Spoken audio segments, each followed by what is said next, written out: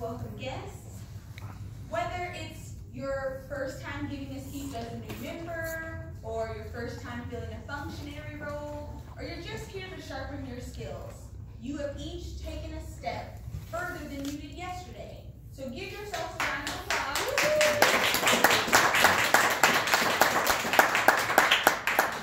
Great job in showing up here tonight. My first time going to Toastmasters, I wondered, what's with all the clapping?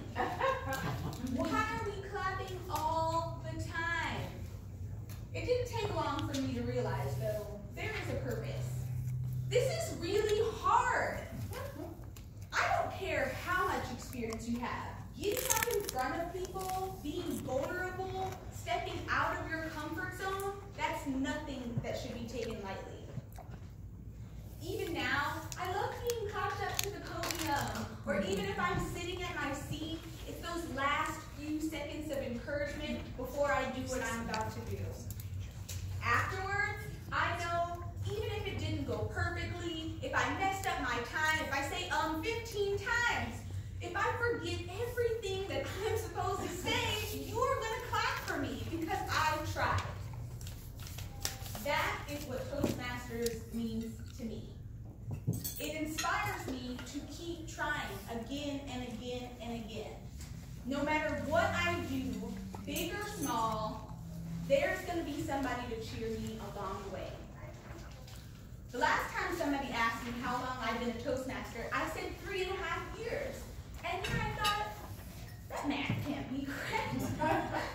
Sure enough, when I looked on the Toastmasters International site, as of March 1st, it's been 6 years since I first joined Speaking First Toastmasters, which is actually where I met Tim and Rose in the back there. For me, joining Toastmasters wasn't necessarily about overcoming a fear. At the time, I was having the biggest transition in my career. I was struggling to be promoted to a manager, and I didn't understand why. I actually had my boss tell me I could never be a manager. Nancy's speech that she gave last week about communication styles really resonated with me, because I was told eventually that the way that I was communicating with people wasn't effective. I was looked at as a bulldozer, and I didn't realize that that's how I was making people feel. I knew that I had to do something. I signed up for Leadership Academy with ASU, read a ton of leadership books, and I visited the Toastmasters Club. Like with anything you do for the first time, I was very apprehensive. The first time I heard Tim and others speak and listened to how well-spoken they were, I was blown away. I didn't think I could ever be that confident. However, after seeing the interactions between people at the club, after speaking to people one-on-one, I realized we have the same anxieties and the same fears. And I, too, could reach that level. It just depended on how hard I was willing to work and at what pace I was willing to work to get there. I will say that there's been some challenges, but I have been able to translate the things that I've learned from Toastmasters into my workplace. When I think about how far I've come, I have to thank so many people. From learning how to become a functionary so that I could get my first speaking opportunity at a club, or getting called on to do table topics so I can work on my impromptu speaking, hearing that ding bell every time I said until I finally stopped saying it, or mostly. People encouraging me, giving me direction, or even a swift kick in the rear when I needed to finish my 10 speeches and accomplish my first educational goal. When I had the opportunity to switch companies and get into a management position, I was able to translate the things that I learned about accepting feedback and being open to feedback into my work. I started seeking that feedback from my peers so that I can continue to push myself, think quickly on my feet, listen to what people are saying.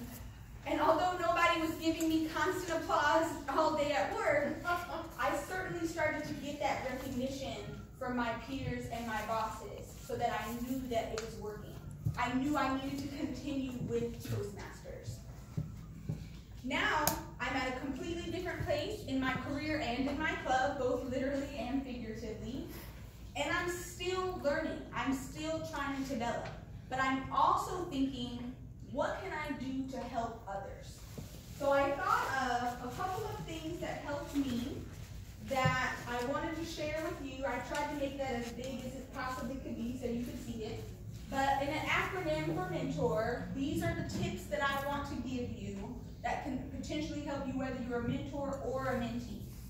So first, maintain open communication. You have to be approachable. Second, your expectations need to be set and they need to be clear so that you can hold each other accountable. Third, never show up unprepared. You really need to respect and value the other person's time and commitment. 4, take time to listen. You really need to not have a one-sided conversation or relationship. 4 or 5, if I can count. Clearly the counting thing not happening. Be open to feedback. Even if it's something that you don't want to hear, you still need to be receptive to it. And 6, make sure that you return the favor. So whether you're sharing tips with others or you decide to become a mentor later yourself. No matter what it is that you're looking to accomplish, yes, you can do it by yourself, but why would you? Why would you when there's so many people who are willing to help you if you are open to it? I can't promise you that it's going to be a smooth relationship or that you're going to agree with every piece of feedback that you get. And as a mentor, you might not always know the perfect thing to say or have all the knowledge, but at least you're taking that step forward and trying. So in this next round of applause, I want you to give credit to yourselves and to the others around you who have helped you. Make sure that you're continuing to take that step forward, and I hope that these cheers inspire you to try again and again and again. And again.